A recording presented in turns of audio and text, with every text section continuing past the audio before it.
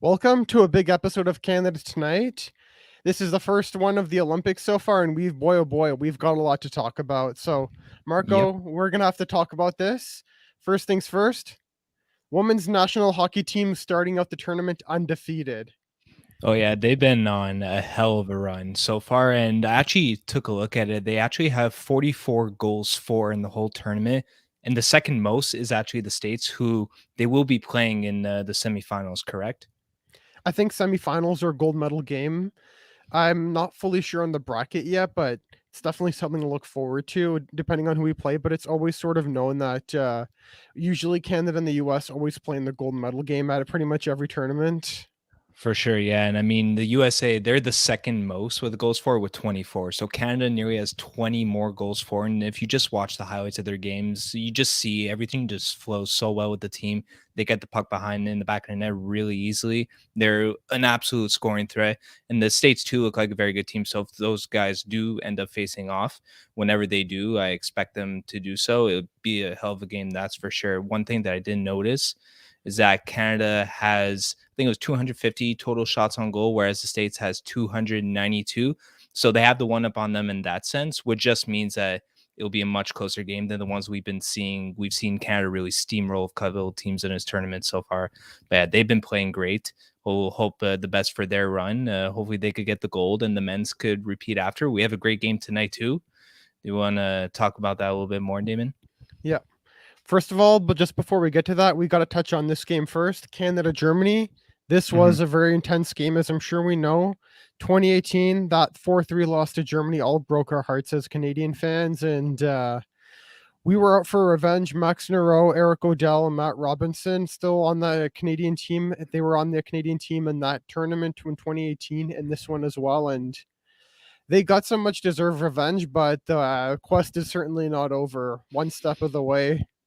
For sure. I mean, it was good to get the one up on Germany after that defeat that we saw last time. And I just thought that they really shot the puck really well this game. I think we have some real sharpshooters on our team, and this is something hopefully we can repeat tonight against the USA. And I did notice also that it was more of a quiet sort of night for Owen Power and Mason McTavish. We know Owen Power was +2 on the night. McTavish didn't quite get the plus there, but hopefully we can see more of those guys tonight, especially considering the dominance that they bring in the World Juniors. But yeah, it was really good to see. I don't know. It looks like Canada has a really good group on their hands, even though they're non-NHLers. They just seem to flow really well as a group. They seem very connected, and it's always good to see former Canadians Eric Stahl, Devin Erne grabbing some assists too on the night. So yeah, that was a great game against Germany. Good start to the tournament, and hopefully the team could build on that momentum going into tonight. We know that there's one thing that will be different. We'll talk about it a little later, but they do have their head coach behind the bench back with Claude Julien, which is something that was, I think, will really give the team something to want to win this game even more, to bring it home for Julien too, especially someone who started the group out with them. They're going to want to finish with him, and I'm sure the boys in the locker room are buzzing to have their coach back tonight. Yeah, it's definitely something to look forward to see what Julian does in the bench back tonight. And also, Jeremy Colton did a really good job of stepping in for Claude Julien while he was injured. And we'll get a bit more to the injury later because some details came out, and some of you might not expect to hear the story that you thought you would be hearing about what happened. But it's definitely going to be very interesting to see Claude Julien back on the bench. And the other thing I really liked, I want to touch on quickly about this game was Eddie Pasquale. Man, the guy played really well. He was a brick wall, even though he got beat once by Tobias Reeder, who was a former NHLer, played for Edmonton, played for Buffalo, and he sort of was a journeyman around the NHL, but he played really well for Germany and definitely a really good player who I wouldn't be surprised if he ends up getting back into the NHL. No, for sure. And now the key player we need to shut down tonight, our very own Habs prospect, Sean Sean Farrell. Farrell. What a guy. I mean, it's kind of a good thing that the one guy that we have to look out for is the Montreal Canadiens prospect. I think that's probably the best case scenario any of us could have thought of. But yeah, this guy, I believe he had, what was it, 5 points in the last game? I know he scored a Yeah, hat trick, right? 5 points, 3 goals, 2 assists.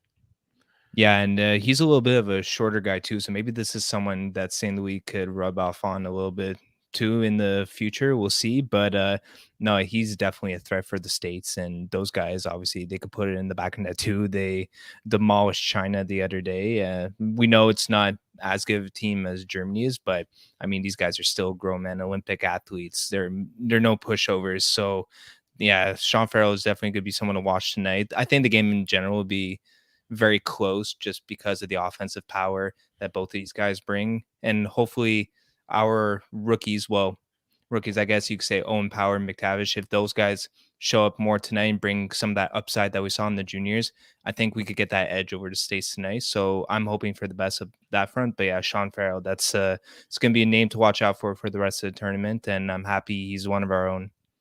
I agree. Just one funny thing I want to touch on quickly about Team China is that not many people realize this, but their starting goalie, Jeremy Smith, was actually Colorado's third string goalie in the 2016-17 season when they had more losses than they had points. As I'm sure we remember, that was probably the most difficult season for Abs fans, but they're definitely not looking back on this season as they have a good chance at the Cup this year. Oh yeah, it's been quite the turnaround for the Avalanche in the past few years. But yeah, that's it's a funny story. I didn't know about that, but yeah. Now, going to this game tonight, there's so many storylines. Canada USA, biggest rivalry in all of hockey. Mhm. And you could debate it between Canada and the Soviets, but for me, it's always been Canada USA. But here's the big storyline tonight. This is going to be the first time these two teams have played since 2014 in the semifinals, where we beat them 1-0, and Jamie Benn scored the winner. And the US eventually finished fourth in the tournament after losing to Finland. And Canada ended up beating Sweden 3-0 with a beautiful shutout from Carey Price.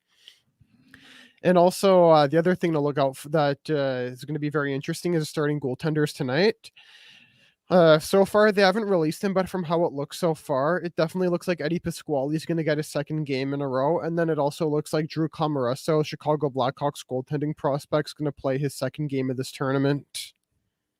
Yeah, that's interesting. I'm sure that well, the Canada goalie played very well in the last game. Obviously, I think they're going to want to roll off that momentum going into this one. I think if it ain't broke, don't fix it. So I think that's definitely what they're thinking when it comes to goaltending, especially when you have somebody who's playing well for your team. Even though you may have other options, you want to bring those guys in just because it could do a number on the goalie's confidence, which is something that I know. So yeah, I mean, they're going to go with a hot hand right now. And I think that they're in safe hands in between the pipes for tonight. Let's hope that he could keep up the good play.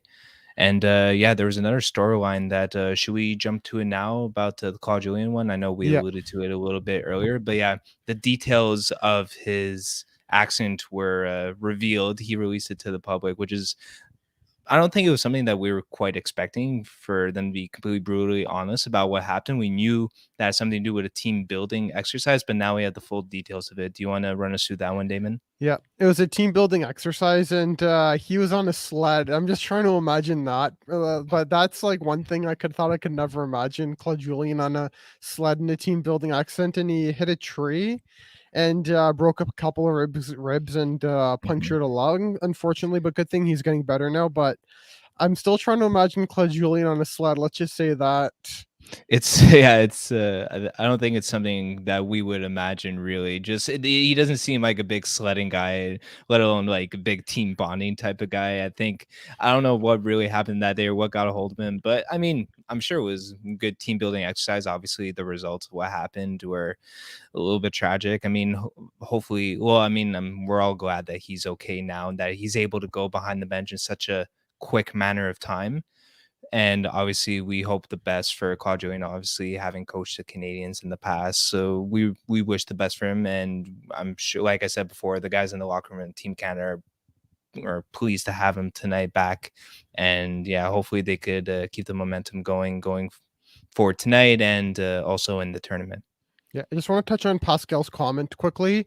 Depending on whatever time zone you're on, it'll probably be a little bit different. But if you're Eastern time, it'll be at 11:10 p.m. So yeah, we'll Early have to stay one. up until 11 to 1 tonight to watch the whole game. It's definitely going to be a fun one, but yeah, Uh, definitely unconventional. Woke up this morning early and watched the women's beat Sweden 11 nothing, and probably going to go bed to bed tonight, hopefully celebrating a Canada win tonight. let's hope fingers crossed there. But yeah, I mean, you would expect a matchup like this, especially with all the story behind it, all the history. Canada USA, such a big rivalry, that they would kind of do something with scheduling. I know it's the Olympics. There's many other sports going on, and there's not a lot that could be done in certain aspects. But you would expect a game like this to be held like either in the early afternoon or in the morning. But yeah, it's the diehard fans will stay up to watch it for sure, and everybody else still be catching it in the morning. I know it's a late one, so I don't blame if people like, people have to go to bed and stuff. Wish it could be a little earlier, but it is what it is there. I know I'll be up to watch as much as I can before I fall asleep. That's for sure. Yeah. One thing I want to touch on quickly with you, Marco, is Ken Johnson. He had 2 assists in the first period of last game, and I'm pretty sure he finished off the game with 2 assists entirely. And he did play a really good game the entire way. And I didn't get to see the entire game, but I did. I don't know. I don't know. I'm just gonna say this: my professors, if they were watching, they'll get to know what I did when I was floor director for my studio class. I secretly had the game on and was secretly watching it while we did practice runs of our show in class. And Ken Johnson, man, this guy was absolutely lights out. He 2 assists, as I'm sure, as I just said. And the amazing thing with Ken Johnson is that he was someone who was initially named to the taxi squad, and after Daniel Carr got injured, by the way, another former Habs who I'm happy to see is on this team. After he got injured, Ken Johnson, of course, replaced him. And do you think Ken Johnson's a mainstay here with the big team, or do you think he might go back to the taxi squad? I don't know. I mean, I think he should be on the team. I mean, I like the upside that he brings to the squad. I mean, now that things are going well, I don't really see that they would make much changes unless need be. So I definitely think for now, at least he has a spot on the team. We'll see what the future brings. Obviously, that may change, which one brings me to my next question I want to ask you. What should we really look out for this United States team tonight? And what do you think we would have to do as a team to kind of shut them down? Because I know one thing that I noticed from last game is that Canada was a little bit undisciplined. I know they had 3 penalties. I think it was within the span of 4 or 5 minutes or so. Yeah, at the end And of the I know, first. yeah, and I think the States also they had 2 power play goals in the previous game. So obviously it's not a team you want to be giving opportunities like that. So yeah, what do you think we should expect from tonight? What should we look out for in the States' point of view, and what can Canada do to kind of shut them down because they're a force? Definitely, we have to stay alert, especially because the States is a much younger team. They have a lot of more younger players than we have. They have Brock Faber, Drew Hellison, Jake Sanderson, Drew Comoroso. Their starting goalie's is a young NCAA prospect for the Chicago Blackhawks. Up front, they have Matty Beniers, and that's all I can think of off the top of my head for their prospects. But that's definitely more than Canada so far that they have of young prospects that are in the lineup and making a big impact. And the key here is with the US is to stay very disciplined. And Hmm. as long as we stay disciplined, I definitely think that we can easily win this. I don't want to say easily, but I do think we have this game in the books, the 3 points in the books, if we can stay disciplined, work hard, and win this game. Because the thing is, we have a lot more veteranosity in this team. A lot of more of our players are more physically mature than the Americans. Hmm. And the other thing is we got the wheelman Jordan Wheel on the power play bumper back. So yeah, Claude Julien, Yeah. definitely behind the bench, will do everything in his power to put Jordan Wheel on the power play, and Jordan Wheel will hopefully get a goal tonight. For sure, yeah, he was real good on the power play last game, and you talked about the physicality too. Did you see that hit from the last game against Germany? Odell, yeah, That guy, he absolutely steamrolled that guy, and it set up a goal opportunity. So I definitely think that that's something that Canada could utilize in this game. As we said, the States are a bit of a younger team, and Canadians a little bit more experienced, a little bit more veteran, a little bit bigger bodied. So I think if we could use that physicality and that experience to our advantage tonight, and we'll have our young guys hopefully shut down their young guys tonight. But yeah, there will definitely be a test for the Canadians. I definitely think this will give us a kind of outlook for what to expect going on forward for the rest of the tournament. And this will really show us what Canada could do, what Julien has in mind. It should be a good one. What are your predictions for tonight if you had to put a score number on it? my prediction tonight is watch me be wrong here, but here's my prediction: it's a 4-2 win for Canada. Yeah, I I was pray going to to God say I'm not wrong, but just watch me be wrong in the end.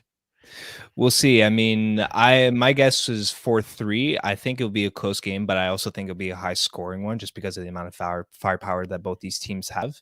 But yeah, 4-2, 4-3, somewhere along that realm. I think that's a pretty reasonable scoreline. At least what I think. Yeah.